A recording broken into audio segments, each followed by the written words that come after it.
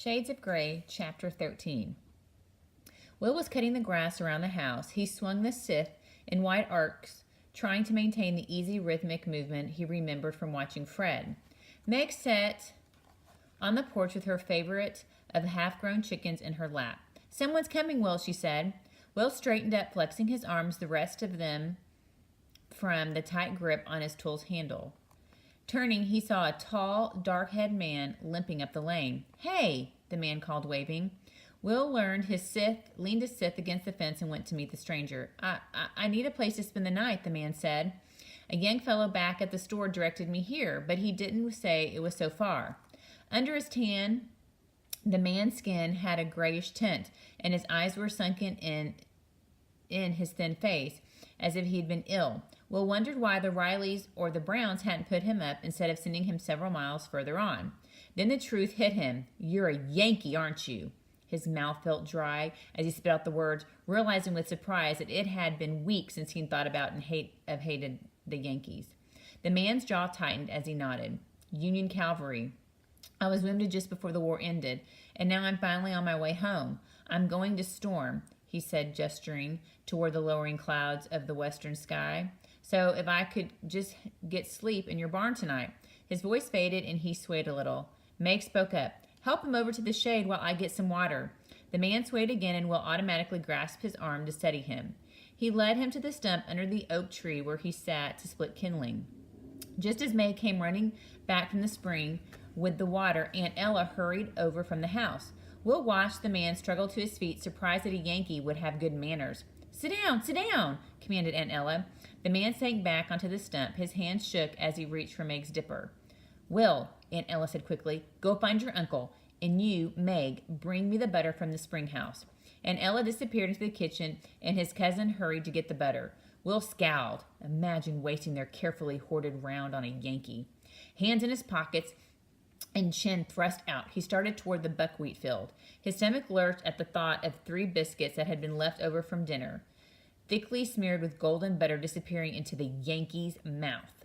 Uncle Jed came to the edge of the farm to meet him. "What's wrong?" he asked. "There's a Yankee that wants to stay the night, and Ella's feeding him." "Even Yankees gotta eat," Uncle Jed said mildly. You're not going to let him stay, are you?" Uncle Jed ignored his question. Seems strange a Yankee going home would end up this far from the main road. "They said at the store he should ask to stay here. Don't you see? They figured you're the only one around who'd willing to take in a Yankee. And if you do it, you'll lose all the respect you gained by fixing the mill works." Uncle Jed looked at him quizzically. After a few moments, he said, "I do what I think is right without worrying as to whether it will cause me gain or loss. A man doesn't have to stop to try to figure out what everybody else might think or do each time he has to make a decision." "You're going to let him stay?" Will said flatly. "Probably will. I guess some Yankee families took in my boys on their way to Ohio." "That's not the same thing," Will argued. "How do you figure that?" "Sam and Enos weren't their enemies. They never fought against them or stolen their stock or burned—" "Lad," said Uncle Jed, laying a hand on Will's shoulder, "the war's over. I know how you feel, but—" Will jerked away from his uncle's touch. "No, you don't know how I feel. You didn't lose everything you cared about because of the war." "I didn't lose everything the way you did," his uncle said. "I still have Ella and Meg and the house and the land. But that war cost me a daughter and 2 sons and—" "But Sam and Enos—" "Don't interrupt me," Uncle Jed said sharply. "Stop brooding on your own losses long enough to think about somebody else for a change.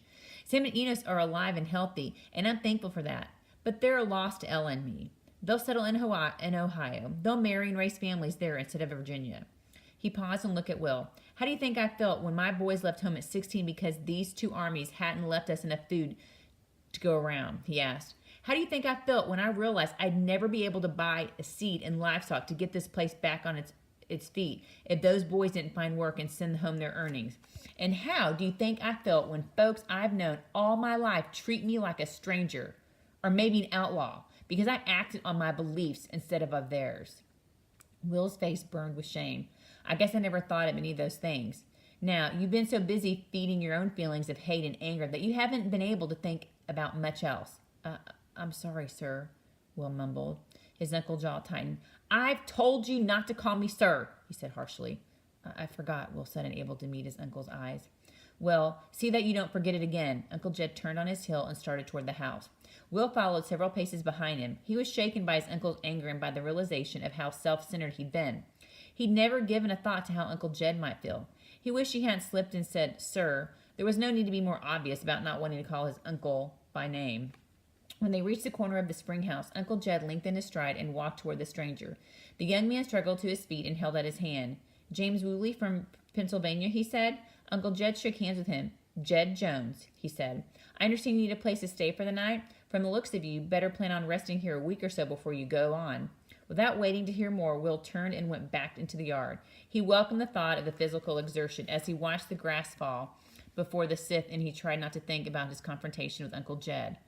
But it was hard to put his uncle's words out of his mind.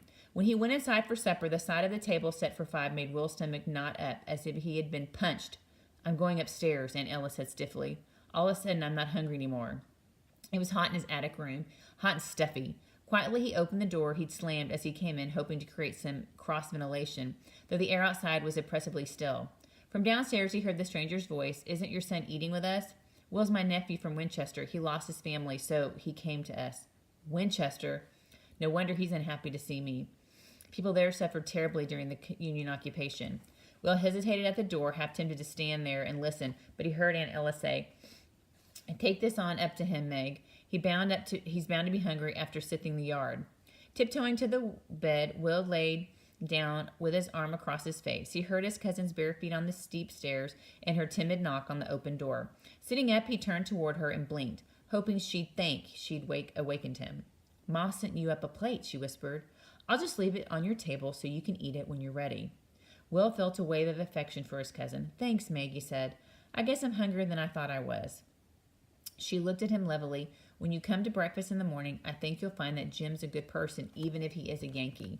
So it's Jim now? Meg nodded. He said that's what his family calls him. Since he'll be here a while, Ma asked him. So now we have to stretch that little food there was to feed 5, do we? We have plenty of food now with the garden and the summer apples. And anyway, you didn't seem to worry about stretching the food when you came here, Will Page. Will's face flushed as he remembered the few wizened potatoes that had been in the root cellar the day he had arrived and how willing the family had been to share what little they had. Don't worry, Will. I know you didn't mean to sound so selfish. I know you'd gladly go hungry for a week if Jim had fought for the South, and that it is having a Yankee under the same roof that's upset you. Under the same roof? Where is Jim going to sleep? He whispered. He said he'd sleep in the barn. He understands how you feel. Will waited until the sound of Meg's footsteps on the stairs had faded away before he got up and ate his solitary meal. He wasn't sure that he liked being understood. That night, Will awoke during a violent storm. He climbed out of bed and hurried to close the window. A flash of lightning illuminated the yard, and for a moment the outbuildings were silhouetted against the brightness. Will thought about the Yankee soldier sleeping or perhaps lying wakefully in the barn. Back in bed, he found sleep impossible. It seemed like hours before the storm had faded in the distance, and then all at once it was morning, and the light was streaming in his window as soon as he opened his eyes. Will remembered the Yankee. He slipped out of bed and pulled on his clothes. How would he get through the day? Through the week? Meg had made it clear that he would be expected to eat with the Yankee, with Jim. Picking up his supper, plate, and fork, he hurried down the narrow stairs and across the wet grass of the kitchen. Thanks for sending my supper up last night, Aunt Ella, he said, setting the dishes on the narrow table. His aunt wiped the flour off her hands and said, From now on, though, you'll sit at the table with the rest of us. Will nodded, staring at the floor. You know, Will, Aunt Ella continued, which side a man fought on in the war was nothing more than an accident of geography. If your father had been born in Pennsylvania or Michigan instead of in Virginia, he would have fought just as bravely for the Union as he did for the Confederacy. Will stared at his aunt, appalled at the thought. She laid a hand on his arm. There were good men fighting on both sides, Will, and some good men didn't fight at all. One of these days, I hope you understand that. None of the Yankee soldiers I ever heard about were good men, Will said, and I saw a lot of them when they held Winchester. They were rude, cruel, rude, cruel men made rude, cruel soldiers, and honorable men made honorable soldiers, no matter which army they were in, Aunt Ella said firmly.